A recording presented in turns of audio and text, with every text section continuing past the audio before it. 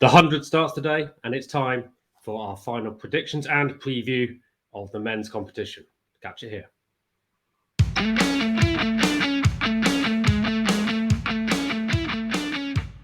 Welcome to the 100 Club. My name is Tom, and I'm joined again by Rich, and we're going to do our final last-minute predictions for what's going to happen in this year's men's edition of the competition.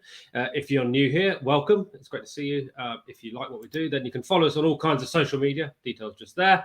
And we clearly appreciate a subscribe and a like, as per any other YouTube channel that you enjoy out there. Rich, how you doing? I'm very well, Tom. Very much looking forward to the return of the 100 tonight. I can see you've already got your London Spirit shirt on. I have, in anticipation of their game, of course, tomorrow against the Invincibles at Lords. But more of that in a minute. Yes. Well, quite right. I was going to say, I hope that stays fresh for the next 36 hours or so. I'll do my best. Before that, we have the fireworks and the ritzy glamour, I suppose, of the opening game, which will be tonight, of course, which is the Southern Brave hosting the Welsh Fire. That's at 1900 UK time, so about midnight in India if you're watching over there, or about midday if you're over in the Caribbean or something like that, I suppose.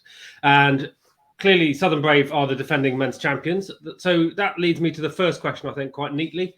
Who is going to win the 100 for the men in 2022? Well, I think it'll be quite a different tournament in 2022 compared to 21. I see the availability of players as being a key issue. And I think the challenge for the Brave to repeat is the fact that their success last year was really built on a very strong bowling lineup. Yeah. And that bowling lineup has struggled for both form and fitness this time around, the likes of George Garton, Tim R. Mills. So I think that means that they're going to be at a slight disadvantage this time around. So I don't see them making the eliminator. I think it's going to come down to the Originals, the Phoenix, and the Invincibles making the postseason. Okay. And I'm going to put my neck out and say the Invincibles go on and win it. How about you, Tom? Nice. Well, I'd had a similar logic process to you, and I assure the viewers and the listeners that we don't collaborate on these things, and we're doing it fresh here. But I similarly thought that the Brave might struggle a bit for the very reasons that you gave there. But I went with the Originals overall. I think they've got some star power in their recruiting from Joss Butler, from Hasaranga, from Andre Russell.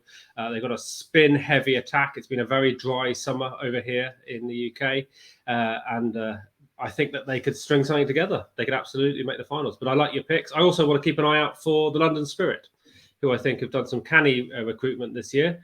Glenn Maxwell, if he goes off, then who knows, right? Well, I still have the Spirit coming in at 8th. Okay. Maxwell. Well, you've beaten my next question there, which is which team's going to come last. Okay, so go. Well, let me build up to it. We'll go through the teams one by one, and you can talk about how you disagree. The Spirit I still have coming in at 8th. Yes, the batting is better. Maxwell will only be available for 5 of the games. When we did the squad previews, I did Ben McDermott a huge disservice. Of course, he'll be opening batting for the team, the player of the tournament, the last big bash. But the bowling still looks too weak to me to really compete. So I have them in 8th. How about you? Okay, so for my 8th place team, we seem to be bashing our own slightly here because I'm going back to the Welsh Fire, my own. And it's slightly because I'm annoyed with them. Not with the franchise so much, but I'm annoyed with Jonny Bairstow slightly. And I know that sounds really harsh. He plays a lot of cricket. He wants a rest. It was announced yesterday that he's not going to play in the 100 this year. But it does annoy me slightly. People will have bought their tickets on the basis of seeing a player like Jonny Bairstow, and the tournament and the organisers and the ECB ultimately need to sort it out, frankly, and work out how to have a sustainable level of cricket. For someone to be too worn out, frankly, to be able to manage 2 or 3 games in their home country in a very short format seems disingenuous to me. So slightly as a penal answer, I'm giving the Welsh Fire, but I also just think they look a little inexperienced throughout the lineup. So on the Bairstow issue, I mean, it's not just Jonny Bairstow. So Ben Stokes won't feature in the 100 either.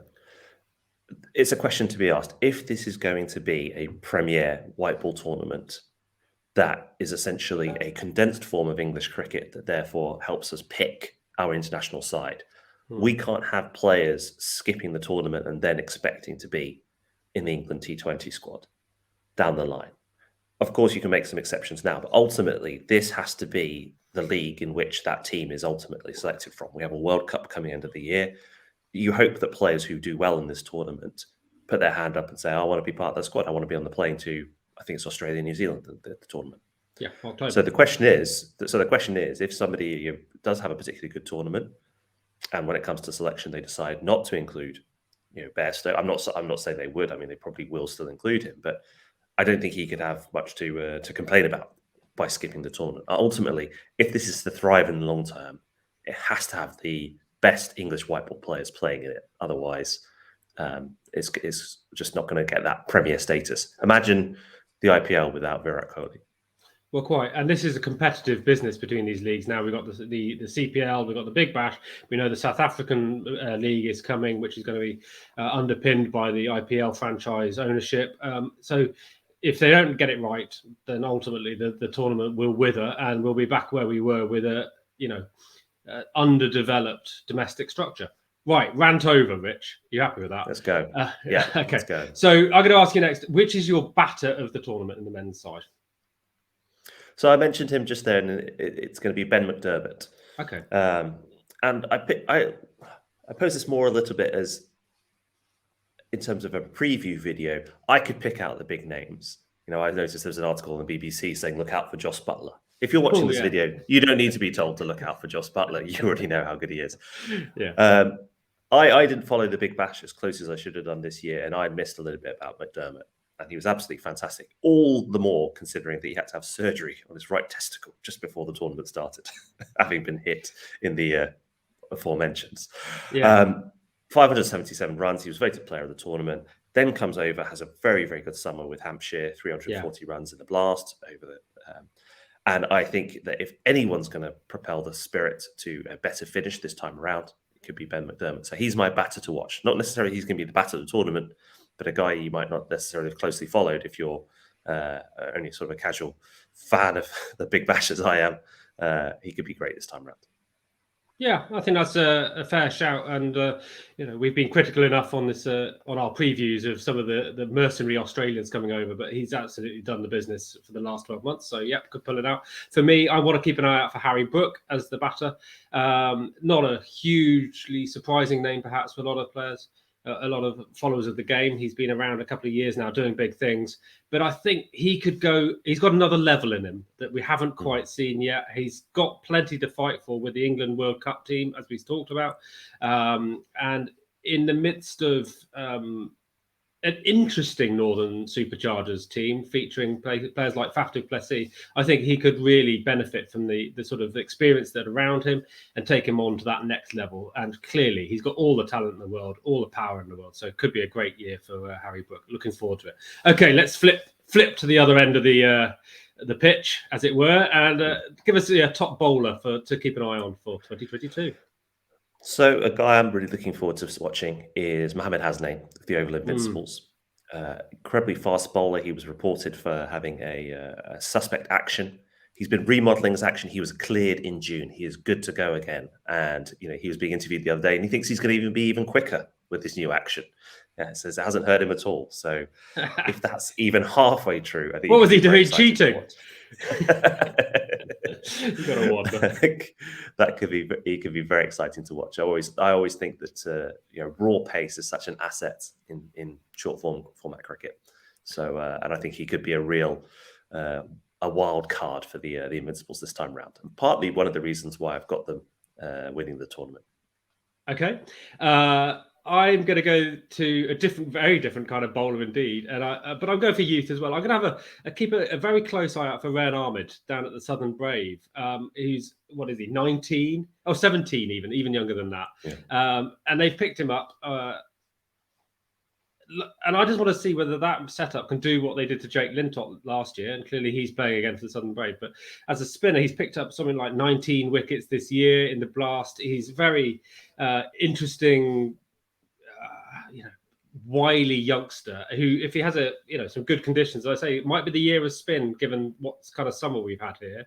It could be a really good one to watch, and frankly, for years to come. So if he has a great tournament, I'll be really interested in see how he goes on. Perhaps to other franchises, and perhaps in England call up in due course. So really going to keep an eye out for him. Any thoughts on Ryan Ahmed from yourself? No, I echo what you said there. This is the platform for youngest players to make their mark, and if he has a good tournament, then it could really sort of be a springboard for his career. Okay, so slightly leading me into the final question, I think, for today, which is who's the player who's going to surprise us most, or the player that you're really wanting to keep an eye on just in case? Player that we want to keep an eye on just in case. I think somebody like Tabari Shamsie at the Trent Rockets. He's going to be an important element to this because he is filling in for Rashid Khan, who I think is going to miss the bulk of the tournament on Afghanistan duty. And Rashid Khan is obviously a huge part of that Trent Rockets side, leg spinning all rounder. So Shamsie will have his hands full trying to feed that in. So I think that if he fires, then the Rockets look a decent team on paper and can compete again. If he's subpar, then I think the Rockets will really struggle. So I think he's a key linchpin in terms of underrated players. How about you? Cool. For me, I'm going to keep an eye out for Dan Mousley at the Birmingham Phoenix. Again, picked up in the wildcard process. Again, another youngster. But I'm just intrigued by not seeing enough of him this season, but then catching up a bit late, as it were. A strike rate that's well over 150. I think it was an average of over 55 in the blast. Tells me that there's something with this kid. I want to see him get out on the pitch and keep an eye out. And if he goes off again, like I said with Ryan Ahmed, does what Jake Lintott did last year, maybe if Dan Mousley does what Chris Benjamin did last year, it could be again a really interesting prospect. In terms of youngsters, Henry Brooks is another interesting one at the Phoenix. He was drafted last year, but missed out due to injury. Has had sort of a mixed season in the blast, but a lot of people who've seen him say he's got a lot of raw talent. So he could be an interesting one to watch too, from a youngster's perspective. Yeah, and with Tom Abel confirmed as out of the tournament for a hamstring injury, I mentioned it in one of our previews. I think there's some space in that middle order, I think, for someone to come in and impress. So, Rich, go on. We touched on most of the teams there. We have the Brave and the Fire starting tonight, I should say. Tomorrow night we have the Spirit and the Invincibles. We've both talked through. How about the Superchargers? We haven't mentioned them yet. Neither of us have them making the playoffs. So why are they missing out? Well, I did mention them in terms of my batter to watch, of course. Yeah. Intriguing team, I think I called them. And they remain that because I think they'll win plenty of games, but not enough to get into the eliminator. So I'm having them as sort of a mid-table pitch because I just think they perhaps have a little lacking in squad depth. They haven't got any of the England stars, as we know, and they're a little older. And I think, on their day, they might just lack a little star talent, given some of the better teams. Does that make sense? It is. I had them coming in fourth too. Yeah, there's a lot of experience there, but I just wonder when it comes to those pivotal moments whether they quite have the star power, as you say. But I think they'll be competitive. Yeah. So we're sort of saying if we're clumping them together, maybe, because you don't want to get too firm on these predictions, given in T20 anyone can win on any given day. We're saying Invincibles, Originals, Phoenix maybe up towards the top, then maybe sort of Superchargers, Brave towards the middle, and Rockets maybe towards the middle as well. And then maybe the Fire, the Spirit popping it up again. Does that sound about right? Yeah, well, that's just recency bias, though, isn't it? We're just looking at the table from last year. It could be completely different. It is from you. It is from you. I said the Spirit would be doing better this year, but there you go. Okay, Rich. Well, actually, that's not true. I mean, we've got the Originals and Invincibles, neither of whom made the eliminator last year, so it is going to be a bit different. But as you say, it's a short season. It's 8 games. Teams are evenly matched. Absolutely anybody can win it, which is why it's going to be intriguing to watch. Yeah, and frankly, we want to know what the viewers and listeners think as well. So if you think that sort of lineup or where we think people are going to pitch is wrong, put your thoughts down below because we are definitely interested in hearing what you think. And the best batter, best bowler as well. A couple of interesting stats from last year's tournament, Tom. Yeah. The average first innings score was 145. Okay. But actually, most of the time, the chasing teams won, I think 19 out of 30 games. So actually, the average winning first innings score was closer to 160. Okay. Lowest score was 87. That was the Phoenix against Originals. And the highest was that 200. 200, Supercharged. Yeah. But the highest individual score, 92. I think both Liam Livingston and Jimmy Rodriguez got that. But no one got 100. So is this the year that we see the inaugural 100 in the 100? Well, I think we might see another score of 200. I'd hope so. It's people have got a hang of it now. I've given them a year to bed in, and clearly you've ran the predictions on the likelihood of all these things happening. And I think you said it was about a 1 in 3 chance of a century in any given year. That. So if you want to check out the stats behind that, then Rich has done a previous video. Maybe I'll link that one down below, and you can check it out. And if people are only coming to the 100 this second time round, Tom, just on the eve of the tournament, perhaps just worth touching on the rules again. So just run us through the playing regulations in case people have forgotten or aren't aware. Well, ultimately, it's cricket, right? You hit ball, see ball, and all of that. But the main difference is, I suppose, the sets of 5 rather than overs of 6, and a bowler can run consecutively 2 sets of 5 into a set of 10, which means there's a tactical element there as to whether, if you've got a bowler bowling particularly well, they can run that on to 10. Some of the other interesting changes are, if you're out, then you don't switch ends from court, something like that. And beyond that, the power play, I think, is the first 25 balls, which means slightly shorter as a proportion of the game overall than a T20 game. Anything major I've missed there, Rich? No, I think that's the key one there. Of course, the idea of the 10-ball sets is to speed the game up. One thing I really like in the 100 is if a team is slow in its over rate, they're penalised by having to bring up an extra fielder for the last set, which can be quite damaging. So I think we start. Yeah, and we've started to see that in some other formats of the game. So clearly, something that is going to address one of the bigger problems in the game, which is slow play. And you won't see it in this game, in the 100, because they've got very strict TV windows. So the games have to be wrapped up in time. And the one last thing I will mention that they were really good at last year is, clearly we're in sunny Britain as I look out at grey drizzle outside. They were really good at playing through rain, light rain and drizzle last year, and got a lot of cricket on the pitch, considering the conditions. Lovely.